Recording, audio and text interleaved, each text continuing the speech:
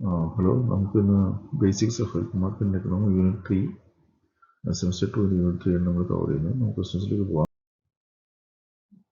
First question, ഈ statement correctly distinguish health കെയറിലും തമ്മിലുള്ള വ്യത്യാസം എന്താണ്? Health is the wellbeing. ഒരാളുടെ ഒരു ആരോഗ്യാവസ്ഥയാണ് ഹെൽത്ത് എന്ന് പറയുന്നത്. നല്ലൊരു ആരോഗ്യാവസ്ഥ ഹെൽത്ത് എന്ന് പറയും.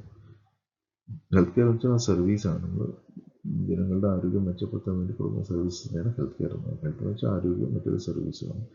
ആൻസർ ഇത് ബി ആണ്.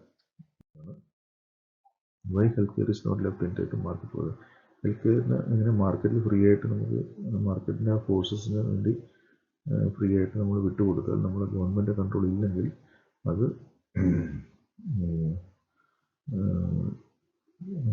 പബ്ലിക്കിന് ഭയങ്കര ദോഷമായിട്ട് വരും. കോസ്റ്റ് കൂടും. ആളുകളെ പോക്കറ്റിൽ നിന്നുള്ള സ്പെൻഡിങ് കൂടും. സർവീസസ് കറക്റ്റായിട്ട് കിട്ടണമെന്നില്ല. എല്ലാവരും ഈക്വലി ആക്സസബിൾ ആവണമെന്നില്ല. അതുകൊണ്ട് എപ്പോഴും ഗവൺമെൻറ് കൺട്രോളിൽ നിൽക്കുന്നതാണ് നല്ലത്. കംപ്ലീറ്റ്ലി അതിനെ ഫ്രീ ആയിട്ട് വിടുന്നത് ശരിയല്ല. Answer it is a public good. പബ്ലിക്കിന് നല്ലതിന് വേണ്ടി. ആൻസർ ബി ആണ്. Which is a criteria for just health? Just എന്ന് വെച്ചാൽ ന്യായമായിട്ടുള്ള ആരോഗ്യ സർവീസ് എന്നൊക്കെ എങ്ങനെയാണ്? ആൻസർ ബി ആണ്. യൂണിവേഴ്സ് എല്ലാവർക്കും ആ സർവീസ് കിട്ടാൻ പറ്റണം. അപ്പോൾ ആൻസർ ബി ആണ്. What is equity in health care? Equity means എല്ലാവരും ഒരുപോലെ കാണണം എന്നുള്ളതാണ്. അപ്പോൾ ഏത് തരത്തിലുള്ള രോഗികളായാലും പാവപ്പെട്ടായാലും പണക്കാരായാലും സൊസൈറ്റിയിലെ ഏത് ലെവലിലുള്ള ആളായാലും എല്ലാവർക്കും ഒരേ രീതിയിൽ കാണണം. അപ്പോൾ ആൻസർ ബി ആണ്, ഫെയർ ഡിസ്ട്രിബ്യൂഷൻ.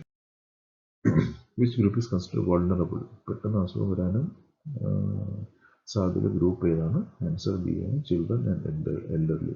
കുട്ടികളും പ്രായമുള്ള ആൾക്കാരാണ് വൾണറബിൾ. ആൻസർ ബി ആണ്.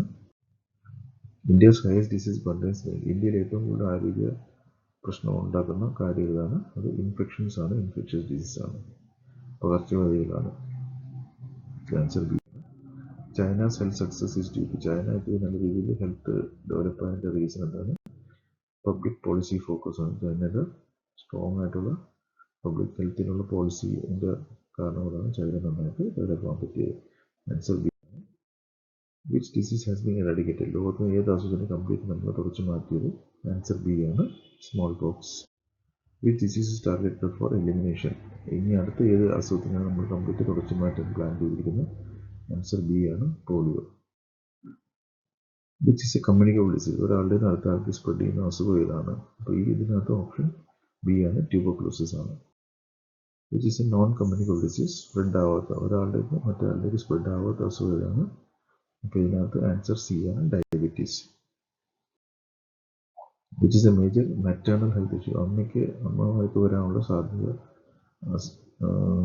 പ്രധാനപ്പെട്ട പ്രശ്നങ്ങൾ എന്തൊക്കെയാണെന്ന് അതിൽ ആൻസർ പ്രഗ്നൻസി റിലേറ്റഡ് കോംപ്ലിക്കേഷൻ. പ്രഗ്നൻസിയായിട്ട് ബന്ധപ്പെട്ട് പല കോംപ്ലിക്കേഷൻസ് ഉണ്ടാവും. അതാണ് major maternal health issue. Answer B ആണ്. Malnutrition mainly cause. മാൽന്യൂട്രീഷൻ ആവശ്യത്തിന് ആഹാരം കിട്ടാതെ വരുമ്പോൾ എന്ത് പറ്റും? അപ്പോൾ അത് വരുമ്പോൾ ശരീരത്തിൻ്റെ ഇമ്മ്യൂണിറ്റി ഭയങ്കരമായിട്ട് കുറയും. ആൻസർ ബി ആണ്, weak immunity.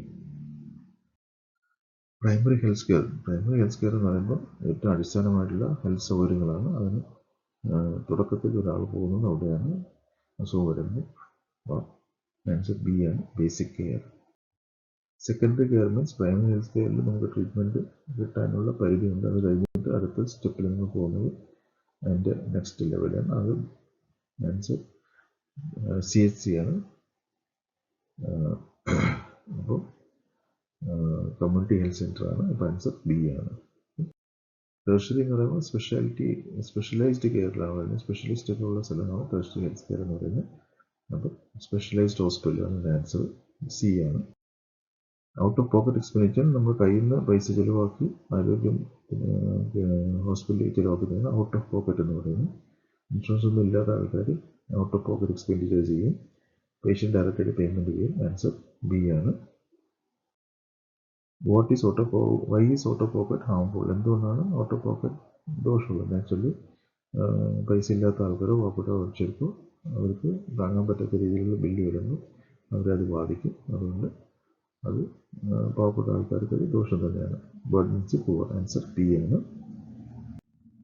Health financing aim set. ഹെൽത്തിൻ്റെ നമ്മൾ ഫിനാൻസ് കൊണ്ടുവരാനുള്ള ഉദ്ദേശം എന്താണ്? എല്ലാ ആൾക്കാർക്കും ആരോഗ്യ സൗകര്യങ്ങൾ കിട്ടാൻ വേണ്ടിയാണ് നമ്മൾ ചെയ്യുന്നത്. ആൻസർ ബി ആണ്, യൂണിവേഴ്സൽ കവറേജ് എന്ന് പറയുന്നത്. പൂളിംഗ് ഫണ്ട്സ്, പൂളിംഗ് മീൻസ് പല ആൾക്കാരും ചേർന്ന് ഫണ്ട് പൈസ ഇട്ട് ഫണ്ട് ഉണ്ടാക്കുന്നതാണ് പൂളിംഗ് ഓഫ് ഫണ്ട് എന്ന് പറയുന്നത്. അപ്പം അതിൽ എന്താണ് ഗുണം വെച്ചാൽ ഒരു ഫണ്ട് എപ്പോഴും ഉണ്ടായിരിക്കും, ആർക്കെങ്കിലും എന്തെങ്കിലും പ്രശ്നം വന്നാൽ അതിൽ നമ്മൾ എടുക്കും. അപ്പോൾ റിസ്ക് നമ്മൾ ഷെയർ ചെയ്യുകയാണ്, ഒരാൾ മാത്രം റിസ്ക് എടുക്കാതെ എല്ലാവരും റിസ്ക് ഷെയർ ചെയ്യുന്നത്. ആൻസർ പി ആണ്. Revenue raising refers to, revenue വെച്ചാൽ റവന്യൂ ഉണ്ടാക്കിയെടുക്കുക അല്ലെങ്കിൽ കളക്ട് ചെയ്തെടുക്കുക എന്നുള്ളതാണ്. ഫണ്ട് ഉണ്ടാക്കിയെടുക്കുക എന്നാണ് റവന്യൂ റൈസിങ് എന്ന് പറയുന്നത്. ആൻസർ ബി ആണ്, collecting funds. Purchasing service means നമ്മൾ പൈസ കൊടുത്ത് നമ്മൾ വേണ്ട സർവീസ് വാങ്ങുന്നു, അതിന് പർച്ചേസിങ് സർവീസ് പറയുന്നത്. ആരാണ് നമുക്ക് സർവീസ് പ്രൊവൈഡ് ചെയ്യുന്നത് അവർക്ക് പേയ്മെൻറ്റ് കൊടുക്കുന്നു. ആൻസർ ബി ആണ്. ഹെൽത്ത് ബഡ്ജറ്റ്, ഹെൽത്ത് ബഡ്ജറ്റ് എന്ന് വെച്ചാൽ ഗവൺമെൻറ്റിൻ്റെ ഇയർലി ബഡ്ജറ്റിൽ ഹെൽത്തിന് വേണ്ടി മാറ്റിവെക്കുന്ന ഒരു തുകയാണ് ഹെൽത്ത് ബഡ്ജറ്റ് എന്ന് പറയുന്നത്. അതിന് അലോക്കേഷൻ ഫോർ ഹെൽത്ത് എന്ന് പറയും. ആൻസർ ബി ആണ്. ബഡ്ജറ്റ് എങ്ങനെയാണ് ഉണ്ടാകുന്നത്? ബഡ്ജറ്റ് എന്ന് വെച്ചാൽ പല സ്റ്റേജ് ഉണ്ട്, പ്ലാനിംഗ് ഉണ്ട്, അപ്രൂവൽ ഉണ്ട്, പിന്നെ അലോക്കേഷൻ ഉണ്ട്, അങ്ങനെ പല സ്റ്റേജായിട്ട് വരും.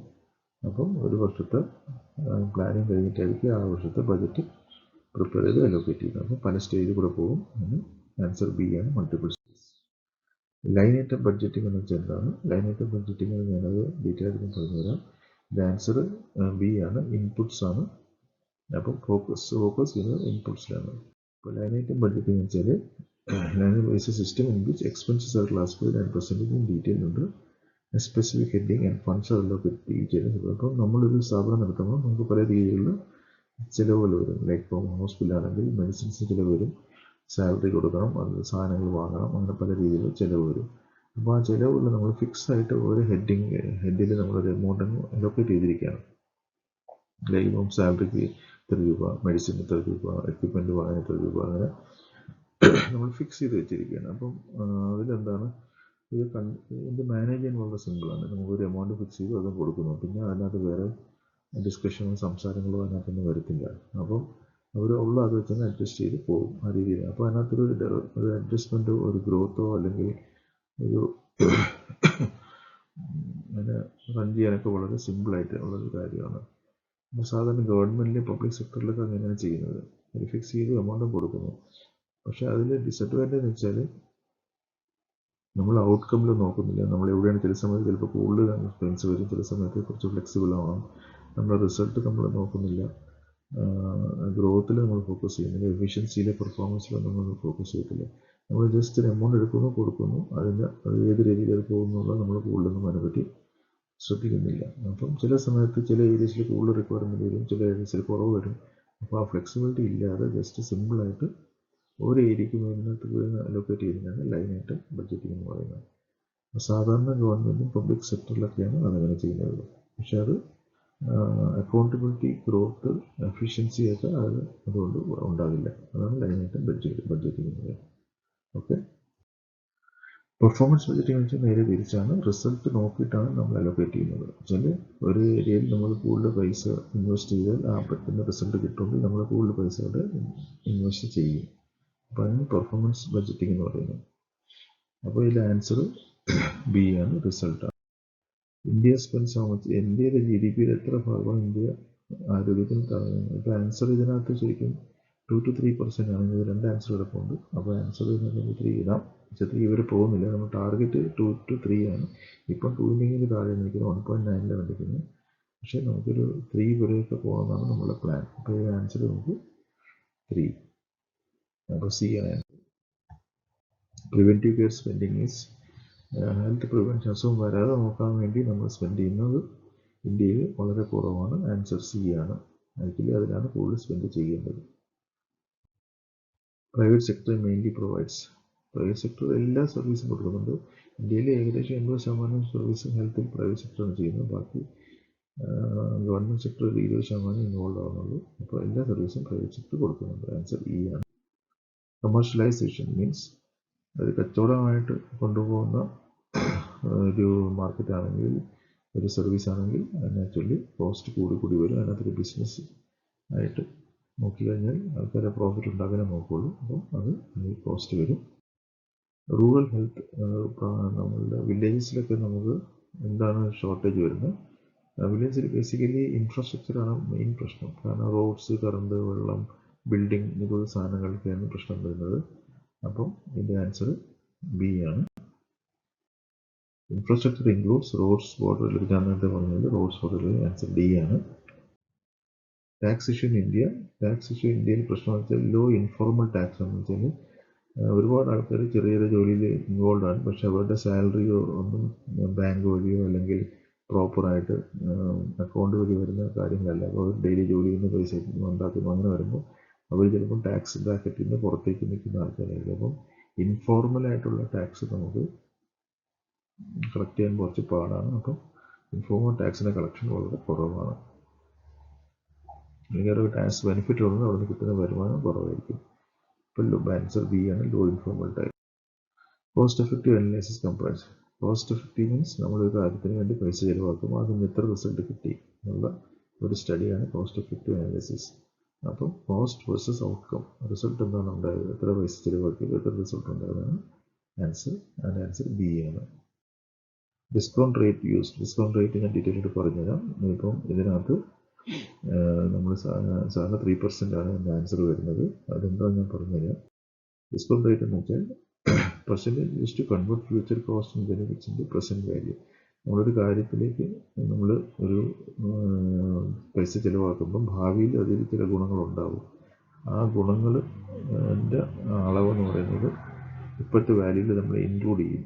അപ്പോൾ അതിനാണ് നമ്മൾ ഡിസ്കൗണ്ട് റേറ്റ് എന്ന് പറയുന്നത്. ഫോർ എക്സാമ്പിൾ, ഒരു 10,000 റുപ്പീസിൻ്റെ ഒരു കോസ്റ്റ്, ട്രീറ്റ്മെൻറ്റ് കോസ്റ്റ്. അപ്പോൾ അതിനകത്ത് ഗുണം എന്താണ്? ആ പൈസ പോയതുള്ള നഷ്ടം തന്നെയാണ്. അസുഖം മാറിയതെന്ന് ശരിയാണ്, പക്ഷേ ഭാവിയിൽ നമുക്ക് ആരോഗ്യം മെച്ചപ്പെടുകയും അതുകൊണ്ട് നമുക്ക് ഒരുപാട് വർഷം ലാഭിക്കുകയും അങ്ങനെ പല ബെനിഫിറ്റ്സ് ഫ്യൂച്ചർ ഉണ്ടാവും. അപ്പോൾ ആ ബെനിഫിറ്റ്സ് നമ്മൾ എന്ത് ചെയ്യുന്നു, ഇപ്പോഴത്തെ ഇതിനകത്ത് ഇൻക്ലൂഡ് ചെയ്യാണ്. ഇപ്പോഴത്തെ ഈ കോസ്റ്റിനകത്ത് നമ്മൾ ആ ബെനിഫിറ്റുകൾ ആഡ് ചെയ്യും. അപ്പോൾ യൂഷ്വലി നമ്മൾ ആ ബെനിഫിറ്റ് എന്ന് പറഞ്ഞാൽ ഒരു വർഷം നമുക്ക് ആഡ് ഓൺ കിട്ടിക്കഴിഞ്ഞാൽ ഒരു വർഷത്തിൽ 3% എന്നുള്ള കണക്ക് വെച്ചിട്ട് നമ്മൾ അതിനെ കാൽക്കുലേറ്റ് ചെയ്യും. ഫോർ എക്സാമ്പിൾ, നമ്മളിപ്പം 10,000 രൂപ ചിലവാക്കി നമുക്കൊരു അസുഖം മാറി കിട്ടിക്കഴിഞ്ഞാൽ ചിലപ്പോൾ ഒരാൾ ചിലപ്പം ഒരു എക്സ്ട്രാ ഒരു ഇയർ അയാൾക്ക് ലൈഫിൽ സേവ് ചെയ്യണമെങ്കിൽ ആ എക്സ്ട്രാ ഇയറിന് 3% കണക്ക് വെച്ചിട്ട് നമ്മൾ ഈ 10,000 നമ്മൾ ആഡ് ചെയ്യും. അതിനാണ് ഡിസ്കൗണ്ട് റേറ്റ് എന്ന് പറയുന്നത്. അപ്പം ഒരു വർഷത്തിൽ 3% ആണ് അതിൻ്റെ ഒരു കണക്കെന്ന് പറയുന്നത്. Social perspective. Societal perspective includes. സൊസൈറ്റിയുടെ പെർസ്പെക്റ്റീവ് മീൻസ് എല്ലാ കോസ്റ്റും അതിനകത്ത് ഇൻവോൾവ് ആവണം. അപ്പം ആൻസർ ബി ആണ്, ഓൾ കോസ്റ്റ് അതിനകത്ത് വരും. WHO function. WHOയുടെ മെയിൻ റോൾ എന്താണ്? എല്ലാ രാജ്യങ്ങളെയും കൂട്ടിച്ചേർത്ത് അവരുടെ ഇടയ്ക്ക് ഒരു കോമൺ ആയിട്ടൊരു ഫോക്കൽ പോയിന്റ് ഉണ്ടാക്കി ലീഡർഷിപ്പ് കൊടുക്കുന്നതാണ് മെയിൻ റോൾ WHO. എല്ലാ രാജ്യത്തിനും അതിൻ്റേതായ മെത്തേഡ്സ് ഓഫ് ചെയ്യാനുള്ള മെത്തേഡ്സ് ഉണ്ടാകും, പക്ഷേ എല്ലാത്തിനെയും ഒന്നിച്ച് കൊണ്ടുവന്ന് ലീഡർഷിപ്പ് കൊടുക്കുന്ന റോളാണ് WHO. ആൻസർ ബി ആണ്. Disease burden. എത്ര അസുഖം ഒരു രാജ്യത്തുണ്ട് അതാണ് ഡിസീസ് ബർഡൻ എന്ന് പറയുന്നത്. ഓക്കെ, അപ്പോൾ പല അസുഖത്തിനെ കൂട്ടിച്ചേർത്തിട്ടുള്ളതാണ് ടോട്ടൽ ഡിസീസിൻ്റെ കണക്കിനാണ് ഡിസീസ് ബർഡൻ എന്ന് പറയുന്നത്. ആൻസർ ബി ആണ്, multiple diseases. Injuries includes. Injury എന്ന് പറയുമ്പോൾ നമുക്ക് ഇതിനകത്ത് ഓപ്ഷൻ ആക്സിഡൻ്റ് ആണ്, കാരണം ബാക്കിയെല്ലാം അസുഖങ്ങളാണ്. ആക്സിഡൻ്റ് ആണ് നമ്മൾ ഡയറക്റ്റ് ഇഞ്ചുറി ആയിട്ട് പറയുന്നത്. ഓക്കെ, ആൻസർ ബി ആണ്. Mental health includes. Mental health, ആരോഗ്യമായിട്ട് ബന്ധപ്പെട്ട ഇതിനകത്തുള്ള ആൻസർ ബി, ഡിപ്രഷൻ ആണ്. ആൻസർ ബി ആണ്. Nutrition deficiency leads to. ആഹാരത്തിലുള്ള കുറവുകൾ ഉണ്ടാകുമ്പോൾ ആരോഗ്യം മോശപ്പെടും. ആൻസർ ബി ആണ്, poor health. Health care inequality rises from. Health care inequality, ആരോഗ്യ സേവനങ്ങൾ എല്ലാവർക്കും ഒരുപോലെ കിട്ടാതെ വരുന്നതിൻ്റെ കാരണം എന്താണ്? ആൻസർ എന്താണ്? ബി ആണ്, ഡിസ്പാരിറ്റീസ്. ആൾക്കാർക്കിടയിൽ തമ്മിൽ ഒരുപാട് വ്യത്യാസമുണ്ട്. ഇൻകം വൈസ് വ്യത്യാസമുണ്ട്, ജോലി വ്യത്യാസമുണ്ട്, സോഷ്യോ എക്കണോമിക് ഡിഫറൻസസ് ഉണ്ട്, ആക്സസിബിലിറ്റിയുടെ പ്രശ്നമുണ്ട്. അങ്ങനെ പല രീതിയിലുള്ള പ്രശ്നങ്ങളൊന്നുമുണ്ട്. എല്ലാവർക്കും ഒരേപോലത്തെ ഈക്വലായിട്ടുള്ള ഹെൽത്ത് കെയർ കിട്ടത്തില്ല. അപ്പോൾ ആൻസർ ബി ആണ്, ഡിസ്പാരിറ്റീസ്.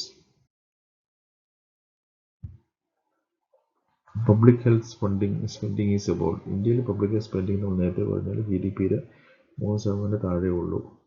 അപ്പോൾ ഇതിനകത്ത് ഈ എല്ലാ ആൻസേഴ്സും തെറ്റാണ്. ആൻസർ ഇ ആണ്.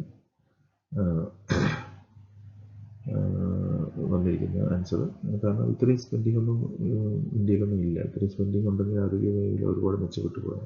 അപ്പം ഇപ്പോൾ നമ്മൾ 1.9 to 2% ഇപ്പോൾ പോകുന്നത്. 3% ടാർഗറ്റ് വെച്ചിട്ടാണ് നമ്മൾ പോകുന്നത്. അപ്പം ഇതിനകത്ത് ഒരു ആൻസറും കറക്റ്റ് അല്ല. ആൻസർ ഇ ആണ്. പ്രൈമറി കെയർ സ്പെൻഡിങ് ഇന്ത്യയിൽ കൂടുതലാണോ കുറവാണോ എന്നുള്ളതാണ്. ഇന്ത്യയിൽ ഇപ്പം പ്രൈമറി സ്പെൻഡിങ് കുറച്ച് കൂടുതലായിട്ട് സ്പെൻഡ് ചെയ്യുന്നുണ്ട്. പ്രിവെൻഷൻ, വാക്സിനേഷൻ, ഇമ്മ്യൂണൈസേഷൻ സ്പെൻഡ് ചെയ്യുന്നുണ്ട്. അപ്പോൾ ആൻസർ സി ആണ്, ഐ ആണ്. Preventive services share, preventive services കുറച്ച് കുറവാണ് ഇന്ത്യയിൽ. അപ്പോൾ ഇതിനകത്ത് ആൻസർ സി ആണ്, ലോ ആണ്. പ്രിവെൻറ്റീവ് സർവീസും ഹെൽത്ത് എഡ്യൂക്കേഷനും ഇമ്മ്യൂണൈസേഷനും വാക്സിനേഷനും ഒക്കെയാണ് വരുന്നത്. പ്രൈമറി സർവീസ് എന്ന് പറഞ്ഞാൽ primary health centre, sub centre ആ ലെവലിലുള്ളതാണ് പ്രൈമറി സർവീസ് എന്ന് പറയുന്നത്. പ്രിവെൻറ്റീവ് സർവീസ് ഇപ്പോഴും കുറവാണ്. ആൻസർ സി ആണ്, ലോ ആണ്. NGO എന്ന് പറഞ്ഞാൽ നോൺ ഗവൺമെൻറ് ഓർഗനൈസേഷനാണ്. പ്രൈവറ്റ് ആയിട്ടുള്ള ഓർഗനൈസേഷൻസ് ഗവൺമെൻറ് സപ്പോർട്ട് ചെയ്ത് ചെയ്യുന്ന പല കാര്യങ്ങളുണ്ട്. അപ്പം ആൻസർ ബി ആണ്, support services. Best health system insurance, ഒരു നല്ലൊരു ഹെൽത്ത് സിസ്റ്റം ആണെങ്കിൽ ആൻസർ ബി ആണ്. ഇതിനകത്ത് ഇക്വിറ്റി, എല്ലാവർക്കും ഒരേപോലെ എല്ലാ ആരോഗ്യ സൗകര്യങ്ങളും കിട്ടുന്നതിനാണ് ഇക്വിറ്റി എന്ന് പറയുന്നത്. ആൻസർ ബി ആണ്. Ayushman Bharat provides, Ayushman Bharat insurance coverage പോകുന്ന ഗവൺമെൻറ് ഒരു സ്കീമാണ്. ആൻസർ ബി ആണ്. STAIN ഹെൽത്ത് ടെക്നോളജി ഇന്ത്യയിലുള്ള ഒരു പ്രോഗ്രാമാണ്. അത് എന്തിനാണെന്ന് വെച്ചാൽ ആ ടെക്നോളജി യൂസ് ചെയ്തിട്ടാണ് പല പോളിസീസും നമുക്ക് ഗവൺമെൻറ് പോളിസീസ് ഉണ്ടാക്കുന്നത്. അപ്പം ആ ഇൻഫോർമേഷൻ്റെ അടിസ്ഥാനത്തിലാണ്, തെളിവിൻ്റെ അടിസ്ഥാനത്തിലാണ് ഗവൺമെൻറ് പല പോളിസീസും എടുക്കുന്നത്. ആൻസർ ബി ആണ്. STAIN ഞാൻ പറഞ്ഞുതരാം. STAIN ടെക്നോളജി അസസ്മെൻറ്റ് ഇന്ത്യ എന്നാണ്. അതിൽ ഇന്ത്യൻ ഗവൺമെൻറ് ഒരു ബോഡിയാണ്. അപ്പം എവിഡൻസ് ബേസ്ഡ് ഡിസിഷൻ എടുക്കുന്നതെന്ന് വെച്ചാൽ തെളിവുകൾ ശേഖരിച്ചിട്ട് ഓരോ കാര്യങ്ങൾ ഗവൺമെൻറ് ചെയ്യുമ്പോൾ അത് റിസൾട്ട് ഉണ്ടായില്ല എന്നുള്ള തെളിവ് ഉണ്ടാക്കിയെടുത്തിട്ട് ഗവൺമെൻറ് അത് കൊടുത്തിട്ട് അതനുസരിച്ച് ഗവൺമെൻറ് പല ട്രീറ്റ്മെൻറ്റും പ്ലാൻ ചെയ്യുന്നു. അപ്പോൾ STAIN ചെയ്യുന്ന എന്താണ്, treatment, drugs, medical equipment, health programmes ഇതെല്ലാം എഫക്റ്റീവ് ആയിരുന്നോ, സേഫ് ആയിരുന്നോ, കോസ്റ്റ് എഫക്റ്റീവ് ആയിരുന്നോ അവർ കണക്കെടുക്കും. എന്നിട്ട് ആ റിപ്പോർട്ട് ഗവൺമെൻറ് കൊടുക്കും. അപ്പോൾ ഗവൺമെൻറ് ഈ റിപ്പോർട്ടിൻ്റെ അടിസ്ഥാനത്തിൽ കറക്റ്റായിട്ട് ഫണ്ട് അലോക്കേറ്റ് ചെയ്യാനും പുതിയ കാര്യങ്ങൾ സ്റ്റാർട്ട് ചെയ്യാനും ഇൻഷുറൻസ് പോളിസീസും ഹെൽത്ത് പോളിസീസൊക്കെ ഡെവലപ്പ് ചെയ്യാൻ പറ്റും. ഓക്കെ, അപ്പോൾ ഒരു കാര്യം വേണോ വേണ്ടോ തീരുമാനിക്കാം, പുതിയ കാര്യം വേണോ പഴയ കാര്യം സ്റ്റോപ്പ് ചെയ്യാനൊക്കെ തീരുമാനിക്കുന്നത് STAIN ഡാറ്റ അനുസരിച്ചാണ് ഗവൺമെൻറ് തീരുമാനിക്കുന്നത്. Okay, STAIN means health technology assessment India. ഇനി ഈ ഷോർട്ട് എസ്സേ ക്വസ്റ്റ്യൻസ് ഉണ്ട്. ഇത് നിങ്ങൾ വായിച്ചിട്ട് നിങ്ങളുടെ ടെക്സ്റ്റിനകത്തുള്ള മെറ്റീരിയലിൽ നിന്ന് ഇതിൻ്റെ ആൻസേഴ്സ് കണ്ടെത്താൻ നോക്കുക. ഇപ്പോൾ ഈ ക്വസ്റ്റ്യൻസ് തന്നെയായിരിക്കും നിങ്ങളുടെ എക്സാംസിലേക്ക് വരാൻ പോകുന്നത്. ഓക്കെ, അപ്പോൾ നമുക്കിവിടെ സ്റ്റോപ്പ് ചെയ്യാം. Thank you. എന്നിട്ട് നമുക്ക് അടുത്ത സെഷനിൽ കാണാം. Thank you very much.